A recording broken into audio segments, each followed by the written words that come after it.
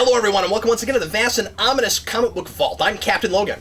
And I'm Dan. Dan, it's time once again for new acquisitions. This week is somewhat of a smaller week. We've only got 5 or 6 books to go through this week, and so probably won't be an hour and a half long show, but we can't ever promise anything. We'll do our level best. As always, I want to thank Elite Comics out here in Kansas City for helping us out with the show. And if you're ever in the Kansas City area, be sure and check out Elite Comics. That place is absolutely awesome. And Dan...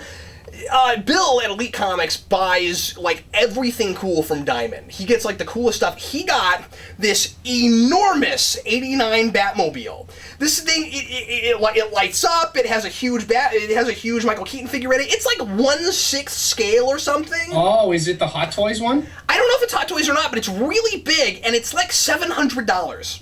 It's probably the Hot Toys one, because I know they made a Batmobile for the Michael Keaton figure that they made, and yeah. That must be what it is. I want it so bad. Yeah, that looks really cool. The figure by itself is like $300 too. It would barely fit on my desk right here. It's so big. Like, I don't know where I'd put it, but I talked to Sarah and I was like, Sarah, we've got to get that. And she was like, well, you shouldn't have bought that computer last week. It's not so much they charge for some of those collectible toys. I wish I could afford them. Yeah, but it's so cool. But then Bill told me that they're going to get in the 66 car the same scale. Oh, and I don't know if I don't want it a little bit. Yeah, I don't know, man. I think maybe. See, I might have to indulge a little bit, and when they make the figure for Amazing Spider-Man 2, get that one, because that costume is just so good looking. It's a good costume. Well, let's go ahead and start off right now, shall we, Dan, with our Marvel stuff. And in fact, I think all you and I have this time is Marvel stuff. All I have is Marvel. I have no DC or Independence this week. So, sorry about that. Welcome once again to the Marvel Show. I'm Captain Logan. And now let's go ahead and get right into it with all new X-Men number 15. Dan, I'd like to ask you a question right out the gate, because I've not been reading Wolverine and the X-Men, and I don't understand who this character is at the beginning who looks like Jean Grey. Would you please explain this to me? Rachel Grey is, she's a character from 90s X-Men who is somehow related to Jean Grey. I think they're a clone, or it's her daughter from the future, or something like that. And they look really similar. Madeline Pryor, I think, was the one that Cyclops married that he thought was Jean Grey, right? I don't know. Anyway, that rings a bell. That's why it was weird, because obviously Jean Grey is this huge legendary figure, and Rachel Grey is so related to her that she had never seen Jean Grey before. Well, it's just not a character I'd ever heard of before, and I guess I was kind of wondering, well, if Jean Grey's been gone all this time, why doesn't anybody do anything with that character? And Jason Aaron has been in his book. She's She's a teacher at the school, and she's been a prominent cast member since the first issue of that book. So. I thought it was fun that it's like she has this absurd-looking superhero costume, and she's like, I'm off being a superhero, and my costume looks like... costume. It's really good looking. And her costume is funny because it creates this fire outside of it that makes her look like the Phoenix, which, I don't know, I think that's kind of in poor taste. Yeah, and she's got, like, the cable-esque, like, shoulder pads with the spikes on them. I'm like, we're in the 90s now, aren't we? This is fun. Primarily, this issue is focusing on relationships, and it's perpetuating the notion of Beast and Jean Grey getting together because they had maybe a little bit of a thing for each other in the early X-Men comics. What do you think about that? I think this was very cool because if you go back and read the early X-Men stuff, when Jean Grey first arrives on the scene, Bobby, Angel, and Beast are all, like, wide mouth looking at her in, like, 60s fashion, sort of objectifying her a little bit. It was different times. Yeah, right. And Cyclops is the one that's like, you guys are stupid. Why are you, like, slobbering all over this girl? And that's why she sort of falls for Scott in the end, out of the rest of them. So it's interesting that Bendis is doing the what-if sort of thing in actuality, in real continuity here, where we're having one of those potential relationships actually happen. I think that's really cool that he did his homework. I really appreciated that, especially after last year reading Dennis Hopeless's X-Men Season 1. Because I still haven't checked that out yet. I really want to. He plays with that and takes it even farther, because that book, of course, is all the stuff in between all the major things that happen in the first few issues of that. And so it actually plays with those ideas. And this is not something I ever would have thought of to do. I don't know why I didn't think of this, but, like, yeah, if you're going to bring Jean Grey and Beast from the past into the present, 100%. It may and her find out that Cyclops killed Xavier. This is a natural progression. It makes a lot of sense I'm to me, excited about it. especially since you see Beast ever since like Matt Fraction's. I mean, maybe even Brubaker, because I didn't read all of Brubaker's run, but ever since Matt Fraction's run on X-Men, from what I know of, Beast and Cyclops have been philosophical opposites on where they should take the X-Men. And Cyclops, she looks at Cyclops and sees this guy that became a mutant revolutionary, and you see Beast, who's doing the sorts of things that she identifies with, what she wants the X-Men to be, and they're both intellectuals. She's got these psychic powers going on. She doesn't know really what's happening, and Beast is this really well put together intellectual guy. So it makes sense that they'd be attracted to each other. Bendis wrote it in such a way here where there was some great chemistry between the two of them. I really enjoyed it. I also appreciated that this wasn't just let's see these characters get together. It definitely is a relationship issue, but I appreciate that it's multiple relationships. We also have the younger Angel being, or is it Angel or is it? Who is it that's dating Kitty Pryde right now? That is older Iceman. Iceman, thank you. I was like, wait a minute, it's not Angel, because Angel's at the other school right now. Keeping track of all these people is really difficult for me. Yes, so you've got younger Iceman going, I don't like Professor Kitty Pryde, which I still can't get my head around, the idea that Kitty Pryde is like this older, mature version of Kitty. I'm so used to her being the kid. Going from something like X-Men Evolution to this, I just can't get my mind around it. I love that the X-Men are like the one Marvel book, unlike Spider-Man, where the characters will be able to age and develop and get further in their lives, because there's so many of them. I think like it that also helps. I think it helps a little bit too that you have. I just thought of this, that you started with an older generation before it even gets going. When you have like mid-50s characters, characters in their mid-50s or 60s, like Professor X and Magneto, and then you like allow those characters to move on or die or something. It's easier to let the other characters age, because we have these multiple generations of X-Men. And that makes so much sense to do a generational thing with this book, because one of the interesting things that Grant Morrison was talking about when he did his new X-Men run was the fact that X-Men's not just all about adolescence and the racism thing to a degree. It's also about fighting against the established generation and those ideas, which I mean, think about all the X-Men bad guys. They're all old guys that are scientists and trying to meddle with things in ways that they shouldn't, and the younger people are like, no, you probably shouldn't do that. It's a great point, being a little more idealistic. So I like that they were playing with the generational aspect of it too. With these kind of more progressive ideas and more like all inclusive, tolerant kinds of ideas. Exactly. That kind of thing. Not a whole ton of action in this issue. Again, mostly a relationship thing, but I thought it was quite good. I thought it was too, and I thought the art choice was very fitting, because David LaFuente, for people that aren't familiar with him, he was the guy when Ultimate Spider-Man relaunched for the first time. He was the guy that drew it for a while, and that's a very relationship-heavy book. And I thought it was a very nice fill-in to see his work here in an issue that's basically all Bendis relationship dialogue stuff. So, since you've been reading Wolverine and the X-Men, did this writing not feel a little bit more like that book encroaching onto this a little bit? Yeah, very much so, because that Iceman-Kitty relationship is from Wolverine and the X-Men. Yeah, right. Rachel Gray is from Wolverine and the X-Men, and I think it's very telling that we're getting those elements starting to seep into this book, and then next month, or I don't know when Battle for the Atom #1 comes out, but these books are going to be crossing over very soon. Yeah. So it's good that Bendis is giving us a little bit of a precedent for that and bleeding the plot threads into this book. Let's go ahead and move on now to Superior Carnage #2, and I'll say straight away I enjoyed this a lot more than the first issue. I'm getting a better sense of where this is going exactly, and it's kind of fun to have this kind of camp of mad scientists trying to figure out how to control Carnage, and of course that's not going especially well. And I'm surprised by how much I find myself relating to the main mad scientist in this. What is his name? The leader of the Frightful Four.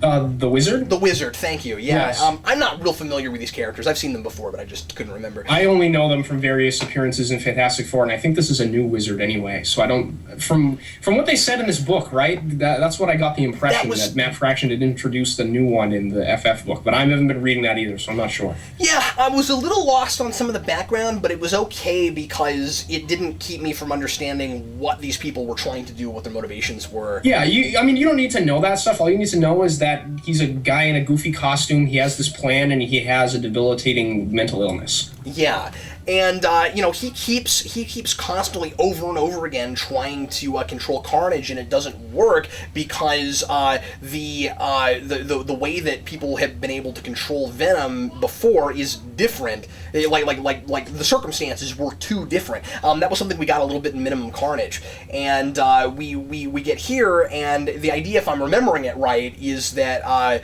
Carnage is infused completely within Cletus Cassidy, as opposed to in his blood, as opposed to those being separate entities where you can control the one, but you have a host to control. Well, you can't control Cletus Cassidy because they're too much a part of each other, and so he just keeps trying it over and over again and ruining his own brain. And I don't know, for some reason, I kind of briefly felt bad for him a little bit. I thought, I don't know, I was surprised that the book took me there.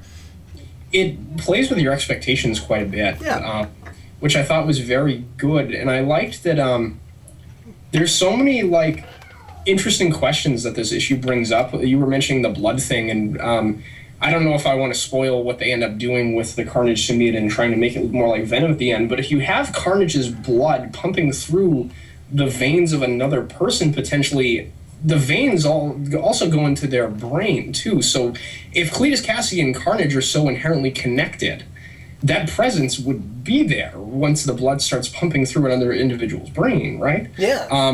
I like that this, interestingly enough, it's not the main focus of the book, but there's a lot of interesting questions and things brought up about mental illness. Like we had touched a little bit on in the first issue, we thought maybe that's what they're going for, but it's not really at the surface. And that's sort of the same deal here, but it looks like where they're going is some sort of place where we're going to examine mental illness. I think that could. We've got 2 more issues left. I think that could easily be brought right up to the surface. Yes, and I feel like it was even more prominent here than it was there, given that obviously Cletus Cassidy is a character that it's impossible not to touch on mental illness if you're going to deal with that character. Right. And then we're you've got the Wizard, him with the main villain, exactly, or whatever you want to call the Wizard in this book. Yeah, because he has a mental illness, and it'll be very interesting to see where they go with all that. I was captivated by the art in this one. I really liked the art in this, especially the panels where he was drawing Dr. Octopus. I want this guy to draw some sort of Spider-Man book once Peter Parker comes back, because that would be fantastic. His Spidey-Ock looks majestic. It's really, yeah, he does. Especially really that panel where he's sort of like dive bombing off a building, and you have like that shot where you're looking at his face from like a really interesting angle. I loved that. I want to know how much of a role Spidey-Ock is going to play in this book, because he suddenly showed up here, and I was surprised. He wasn't in the first issue, and I didn't think he was going to be in this. When he suddenly pops in, it's kind of neat, because I mean, as much as I just don't like the idea of Spidey-Ock that much, and I'm not reading Superior Spider-Man and stuff, it's kind of fun that not only does the Superior Carnage title make sense here in the way that the Superior thing hasn't made sense everywhere, because they really are trying to make a better Carnage and then control him, that sort of thing. Yeah. Although I did feel like the name drops of constantly using the word superior was maybe a little much in the book, but I'm with you there. But I do appreciate that you also have Superior Spider-Man in the middle of that, and it's appropriate because it's a book about mad scientists. Yeah, I mean, I would have expected to see Venom in this book before I saw Dr. Octopus, honestly, because there's so much talk about him. And I love the little gag where they hold up the photo of Black Tarantula, the Wizard does, and she... I forget who said it. It was either the scientist in the wheelchair or Claw, and they were like, "That's Black Tarantula," and he like freaks out. That was really funny.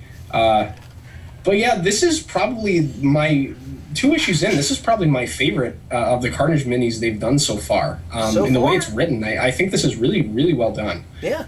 I didn't expect to really care that much about this, but ever since we got past the last Clayton Crane thing and we got into Minimum Carnage, the Carnage stuff's been pretty good. I mean, I know a lot of people keep wondering, why do we keep giving Carnage his own miniseries? Why can't Carnage show up in Spider-Man's book ever? I don't know the answer to that, but since we keep getting them, I'm reading them because I collect Carnage, and yeah, they've been pretty good lately. I mean, the only reason I can think of is Slott doesn't want to use Carnage, but he's used every other Spider-Man villain under the sun, so I wouldn't know why he would want to. Yeah, he wouldn't want to. I'm not sure why he doesn't. Who knows? Yeah, it's weird. Well, let's go ahead and move on then to Hunger #2, where we've got Galactus again in the Ultimate Marvel universe with this really cool, in my mind, notion of making the Galactus Swarm his herald.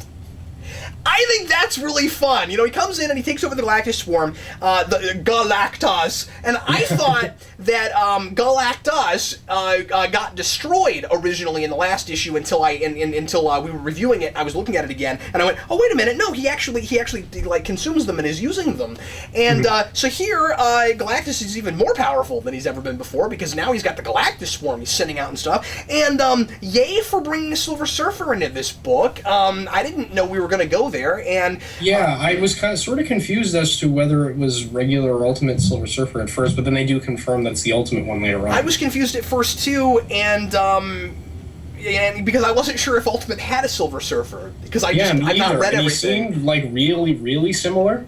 Almost exactly the same. Yeah. In fact, with really minor differences once you get to the end. The biggest one being, of course, that he's never been Galactus' herald because Galactus is a different thing. Right. Yeah.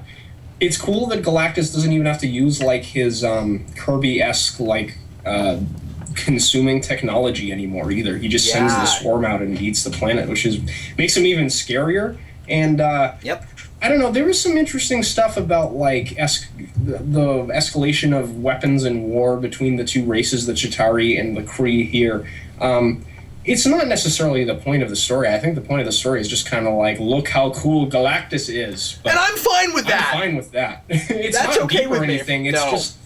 It's just fun to see like everyone throw like what they have at Galactus, their last options, and him just coming out on top every time. What I'm loving about this this universe sprawling idea of screwing up the space-time continuum is that we get to use that foundation to tell a bunch of different sort of stories, and some of them are deep and compelling and thought-provoking, and they're dealing with politics and they're dealing with the nature of humanity and all that mumbo jumbo, and then you get here and it's just a fun escapist comic book. And if we've got to do the 616 universe encroaching onto the Marvel universe, encroaching onto the Ultimate universe, yes. I think I'd rather this. I think I'd rather something just sort of fun and out there and over the top. I'm enjoying that. And I mean, like, it's still, you can still take it seriously enough that the stakes are big, and I care about like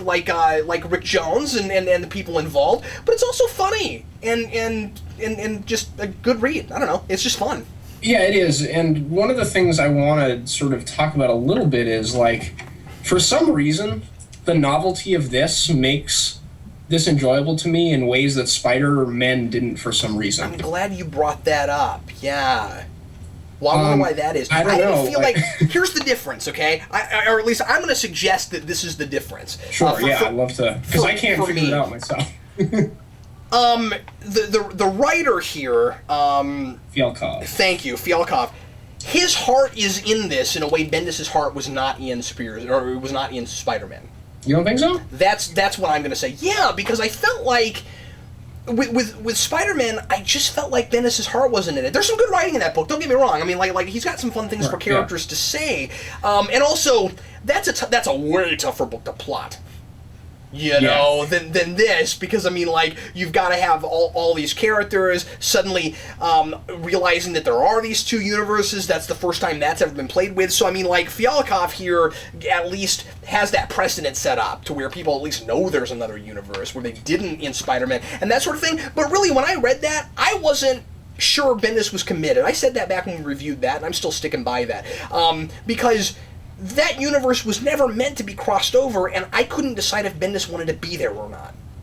Right, and I think one of the other things in terms of novelty that works about this and that what didn't work about Spider-Man was that this takes the novelty of the concept of like Galactus going into a universe where he hasn't really consumed anything anywhere, he becomes more powerful, and then it just runs with that, whereas like Spider-Man had a novelty concept and then it felt the need to have a novelty beat every issue for us to be like, oh look, this is a big fan moment, like when Mysterio makes them hallucinate and all the Spider-Man villains show up, you know, in one of the issues.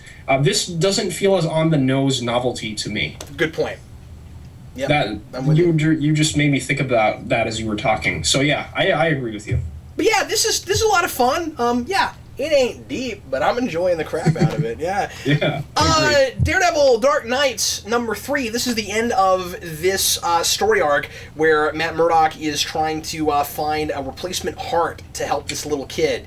And how did you think about how this ended?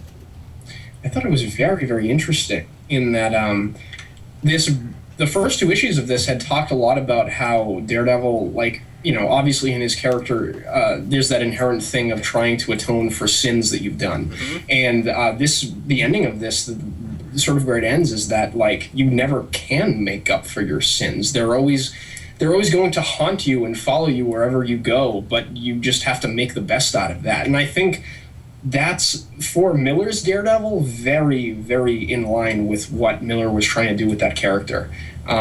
Like, especially Born Again, where, like, all of his sins sort of crumble on top of him, and then he has to learn how to build a better life with those mistakes instead of trying to forget about them.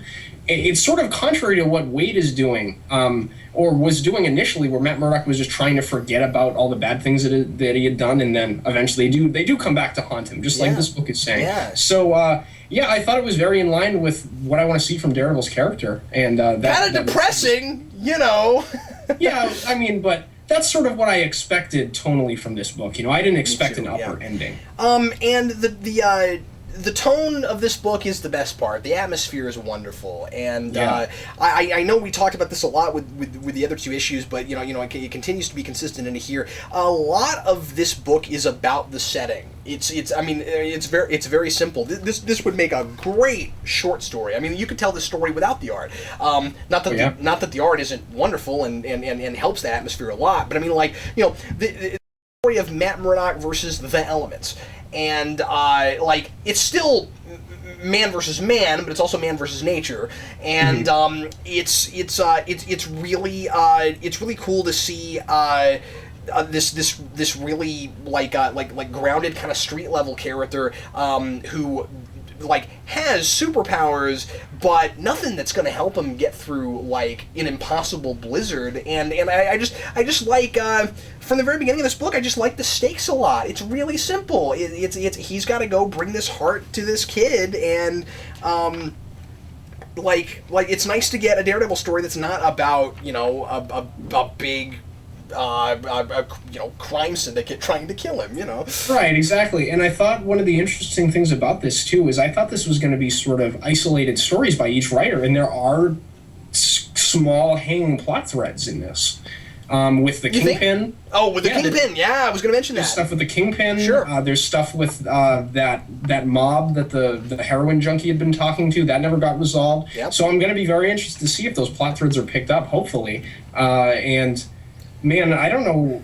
They probably didn't think that another Daredevil ongoing would sell well, but I'd be down to read a sort of rotating creative team Daredevil ongoing book. Hey, it's great. I wish this would go past issue 8 or 10 or whatever it is they're doing. I think it's going to be 8, if I remember correctly. That's what I thought. Sure. I remembered. Yeah, I mean, like, it's kind of a neat idea to do a limited series that's like 2 or 3 stories, but at the same time, I kind of wish this would keep going, because it's...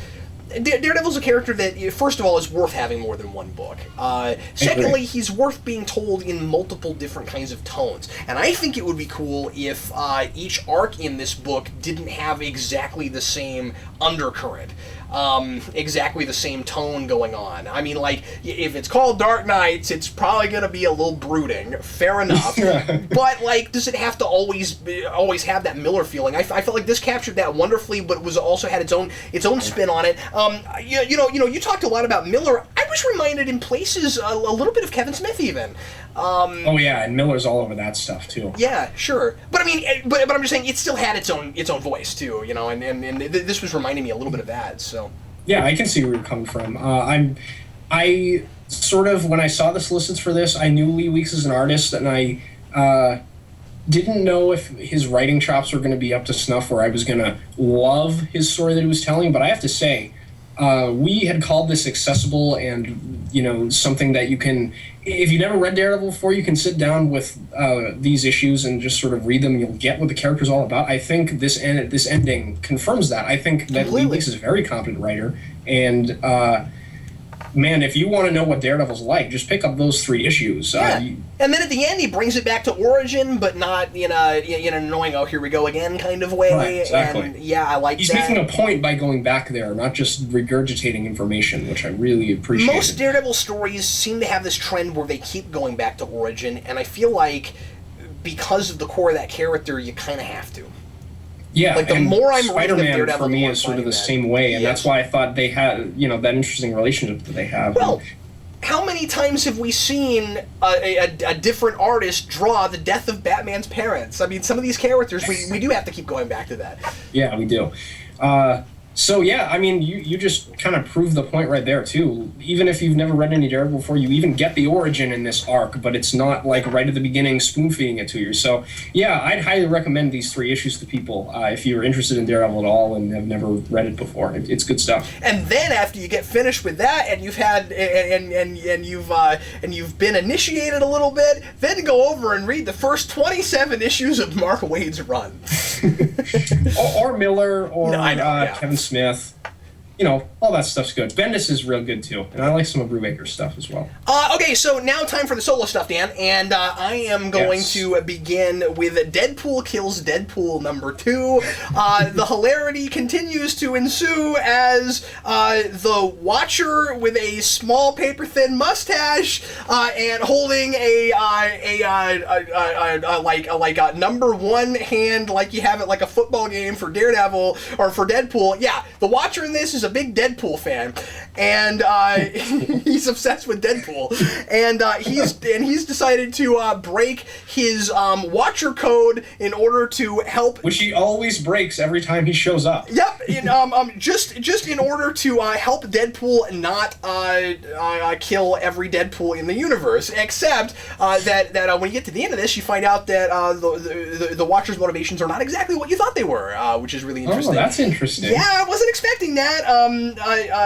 Bunn definitely kind of subverted my expectations with that a little bit. So we still have, of course, Deadpool going around, our black dialogue balloon Deadpool going around trying to kill all the Deadpools in the various Marvel universes because, of course, since the beginning of the Deadpool trilogy, Deadpool Kills the Marvel Universe and then Deadpool Illustrated, he's been trying to figure out a way to commit suicide because he hates that that he's a fictional character and that whoever is writing him keeps screwing with everybody in these universes. And now, because the thing didn't work in Deadpool Illustrated when he went to the Ideaverse, he's decided that maybe because he is able to break the fourth wall and knows he's a fictional character, that he is actually that all of the universes are actually just a figment of his imagination and he created them. That's what he's worried about now, which, again, I don't know exactly if this gels very well with the other two. It's going to be interesting to read these all together because the whole thing went off in kind of a nutty direction after Deadpool Kills the Marvel Universe because clearly that didn't, at least in my mind, didn't seem to be setting up anything else, and so to make a sequel to it was difficult to make it happen. Whatever, these are still really fun. I don't usually like Deadpool, I've said this a lot, but I love this Deadpool, and part of what's so much fun about this is just seeing, frankly, there's just the puns. It's just the puns.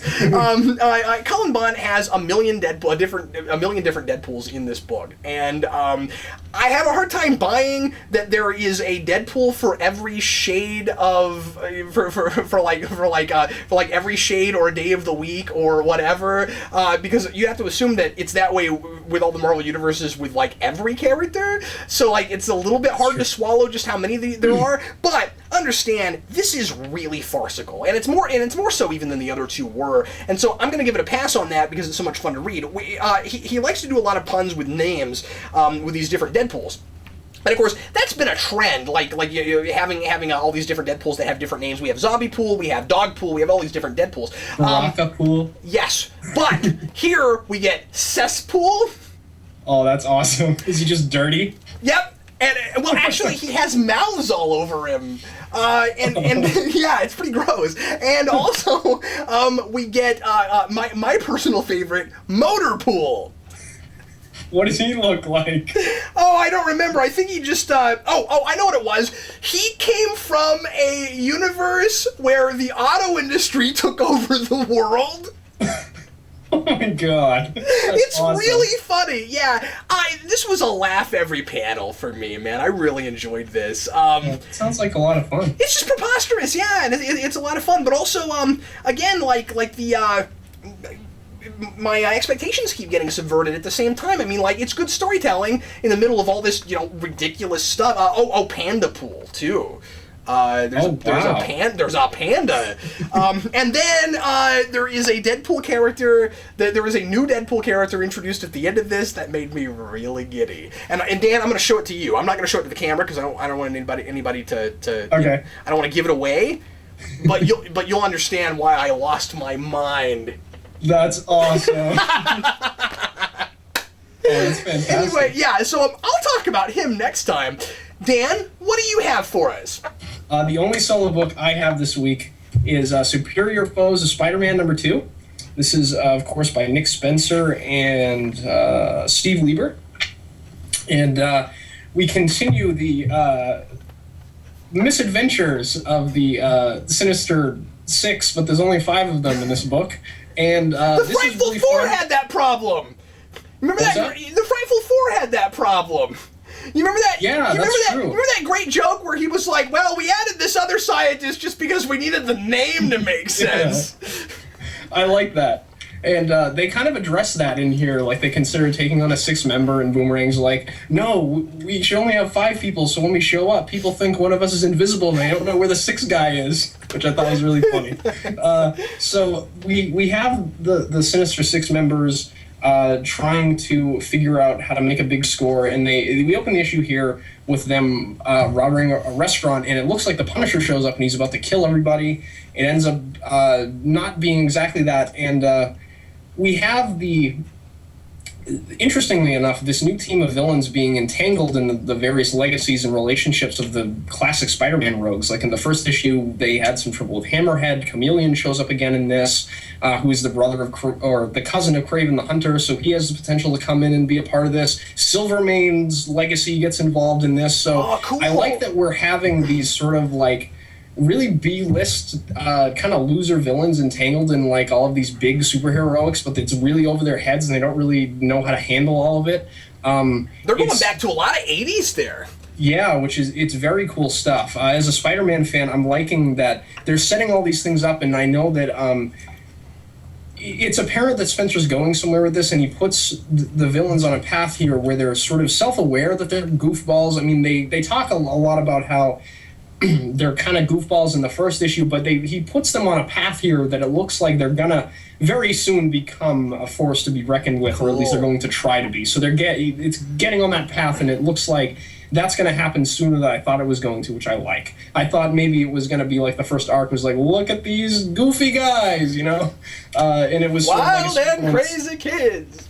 Yeah, because from the first issue, it sort of seemed like a supervillain sitcom. I remember that was one of the things that we had talked about a little bit with the first issue that you didn't care for, that I kind of liked.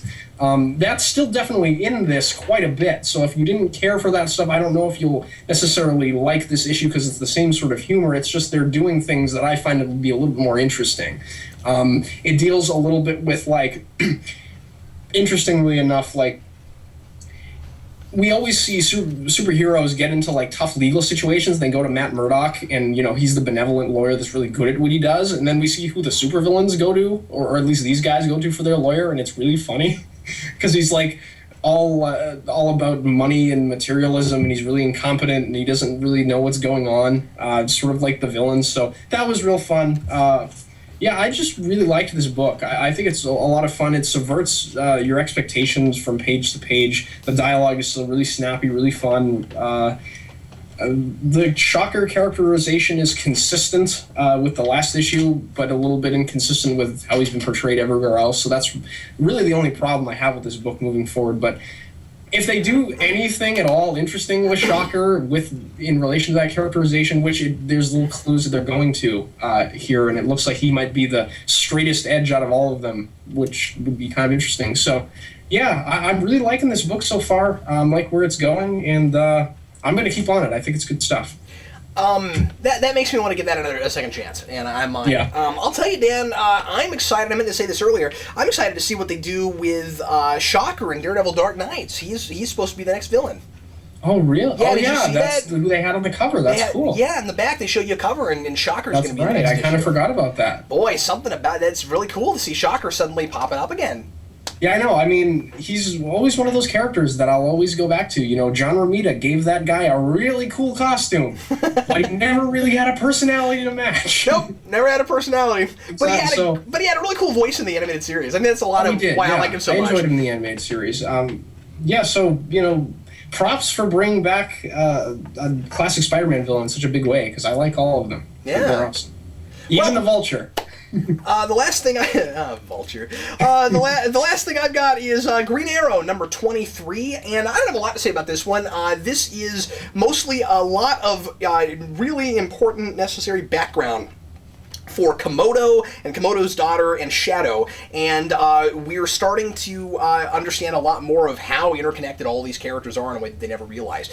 We learn more about Oliver Queen's father trying to get his hands on the Green Arrow.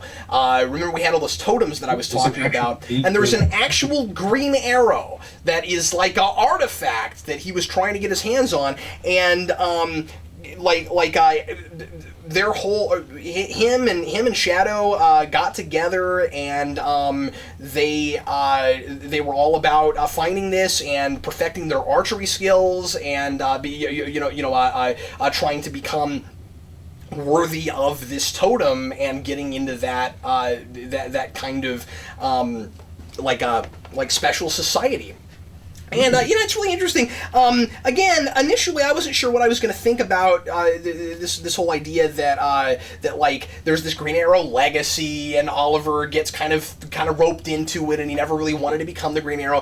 But with this characterization of Oliver, it also makes a lot of sense, because this isn't a guy that it seems like he would have the motivation or the ambition to just become a superhero. It kind of makes sense that he would be kind of thrown into it a little bit. And I think the idea of doing a legacy hero that there wasn't a hero before, but it's still a legacy kind of thing is sort of interesting.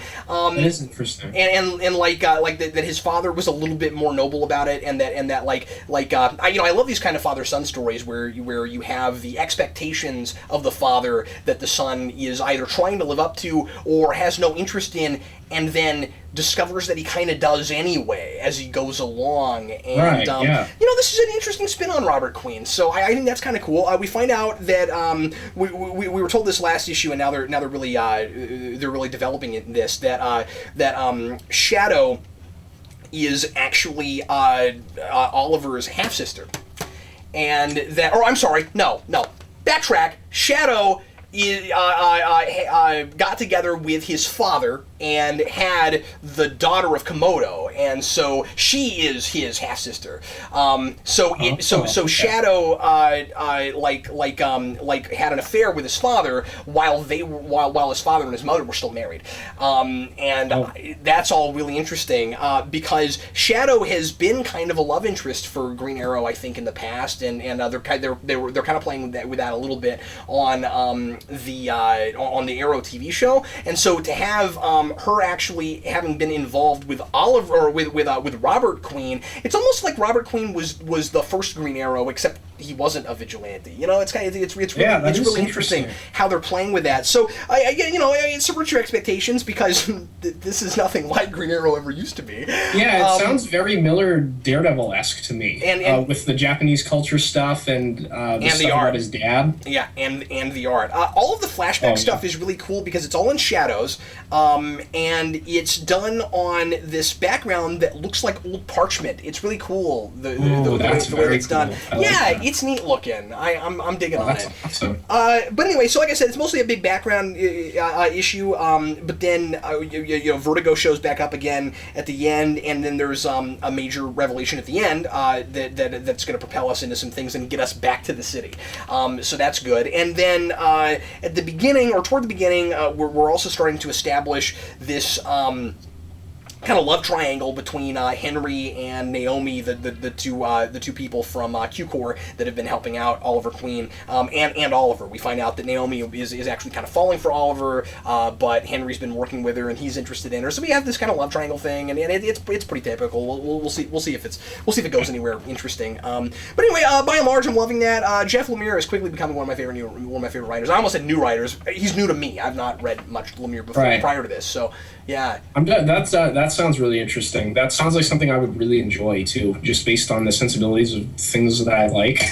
I think you would. I'm gonna have to check that out when it hits trade. Definitely. I've been saying that every time you talk about an issue, but I get more and more excited about it every time you talk about it. It sounds really cool. Yeah, I mean, like you said, with the Japanese culture stuff, and also just all of the whole father-son motif and the gritty realism of the whole thing.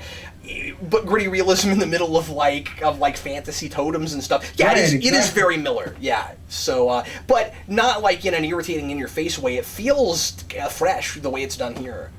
So yeah, that's awesome. I'm definitely gonna have to check that out. I mean, the only thing I sort of resist about it is just thinking about like the old Green Arrow, Green Lantern comics, where like the interesting relationship between the two of them was Hal Jordan was a guy that had that legacy thrust upon him, and Oliver Queen was the proactive guy that took on a legacy. And now he's sort of the same sort of thing as Green Lantern, but they're not gonna do anything with that relationship in 52 anyways. What works in that new universe, I guess. Yeah, and there's also this really neat sort of mystery, almost Indiana Jones component to it. Oh, that's cool. Also, indie, so because like, yeah, it's a legacy, but it's hard to tell like how much of a heroic legacy it is, that sort of thing. And I'll be honest with you, it's so involved, and I've said this before, that I'm going to get a lot more out of this when I go back and read a lot of this together. We're up to a pretty good turning point right now. I'm thinking maybe here in a couple weeks I'll go back to issue 17 and read all the way through 23, and the whole thing I'm sure will make a lot more sense to me, because month to month it's hard to keep up with everything and everybody. And it does sound really involved. Also, yeah. I think it would be easier to keep track of all these characters if you knew their counterparts better than I do. What I mean is their pre-52 counterparts that were different characters. Different things were done with, but they're still kind of the same people. You know what I mean? Like, if I knew how they were diverting from their original characters, maybe it would be easier, at least for my memory. So, Dan, time now for Book of the Week, and I'm going to pick first, because you picked first last time, and last time you picked the one I wanted to pick, but that wouldn't happen this time anyway, because I'm picking Deadpool Kills Deadpool! Nice. Mostly just because it was freaking hilarious. This was definitely the most fun I had this week, reading something. If I was being more serious, I would probably pick Daredevil Dark Knights, probably. But anyway, I had a great time with that. I had the same sort of thing as you. Daredevil Dark Knights is a great book. Carnage was great. X-Men was great. Pretty much everything I read this week I really liked. But the thing I had the most fun reading this week, just from page to page, had me laughing and thinking about what they're going to be doing moving forward, is Superior Foes of Spider-Man. I really liked this. I was impressed. I thought it was great. Well, I'm sure we will have a bit of a thicker week next week, Dan. I would imagine so. They've been hitting us with tsunamis of books every week, except for this one. Tsunami is right, man. Well, everybody, thanks always for watching the Comic Vault, and thanks again to Elite Comics for helping us out with the show. We will see you again next week. I'm Captain Logan. And I'm Dan. Happy reading.